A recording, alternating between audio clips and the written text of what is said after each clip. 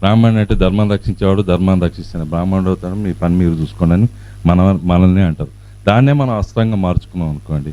ప్రతి దేవాలయ కమిటీలో పాలక మండలిలో చైర్మన్ నుంచి vice chairman, board of director బ్రాహ్మణ్ ఖచ్చితంగా అనేది ఒక మ్యాండేటరీ చేస్తే ప్రతిసారి పాలక మండలి పడ్డప్పుడల్లా తెలంగాణ రాష్ట్రంలో 620 మంది ఉంటారు.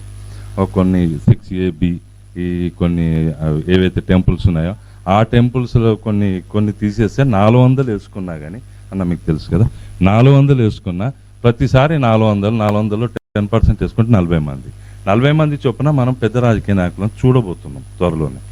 ముందు అది మ్యాండేటరీ చేసుకుందాం. పొరుగు రాష్ట్రంలో ఆంధ్రప్రదేశ్లో ఇప్పటికే 4800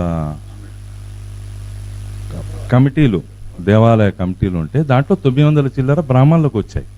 ఈ రోజున 900 మంది డైరెక్టర్లు ఉన్నారు. ఒక డైరెక్టర్ అయిన తర్వాత బ్రాహ్మణులు మన దాంట్లో నాయకులు లేరని కాదండి, నాయకులు ఉన్నారు. మన వాళ్ళు అందరూ నాయకులే. అందుకే స్వయంగా సంఘాలు పెట్టుకొని తమ నాయకత్వం తను చేస్తున్నారు.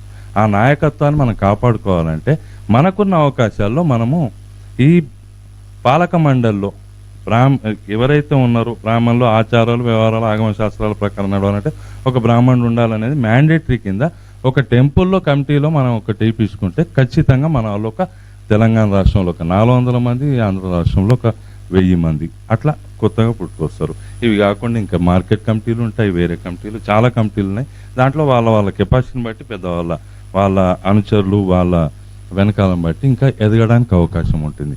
ఈ సర్పంచ్ నుంచి ఎమ్మెల్యే స్థాయి వరకు రావడానికి గ్రౌండే మనకు ముఖ్యం. గ్రౌండ్ ముఖ్యంలో ఒక పాలక మండలిలో డైరెక్టర్గా ఉంటే అందరితో తత్సంబంధాలు ఉంటాయి. ఆ తత్సంబంధాల ద్వారానే ఓట్లు పడతాయి, డబ్బులతో కాదు, తత్సంబంధాలతోనే ఓట్లు పడతాయి. ఆ బలం మన దగ్గరనే అన్నప్పుడు అన్ని రాజకీయ పార్టీలు దారిలోకి వస్తాయి. ఇది ఒక్కటి మనం గమనించి ముందు నుంచి చేసుకుంటే బ్రాహ్మణ్స్ అఫీషియల్స్ ప్రొఫెషనల్స్ తరఫున మేము కోరేది ఒకటే, తెలంగాణ రాష్ట్రంలో ఇప్పటికి ఒక 600లో ఒక 350 కమిటీలు పడ్డాయి.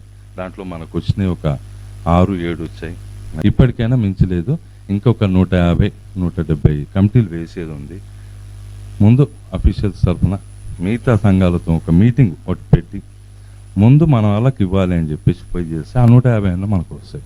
అదొకటి మనం ఒక ప్రయత్నం చేద్దాం. దాంట్లో ప్రధానంగా పెట్టాల్సిన డిమాండ్ ఏంటంటే మనకు ఆంధ్రాలో తిరుపతి ఎలాగో మనకు ఒక యాదాద్రి మనకు ఉంది కాబట్టి యాదాద్రి కమిటీ చైర్మన్ మనకే ఇవ్వాలనేది ముందు నుంచి డిమాండ్ పెడితే దాంట్లో కనీసం ఏదన్నా ఒకటి వస్తుంది. మనం అది చేసుకుంటే మన రాజకీయ నాయకులు మనమే తయారు చేసుకున్నాం. మనం ఆర్థికంగా సహకరించాల్సిన అవసరం కూడా ఉండదు రేపట్లోన.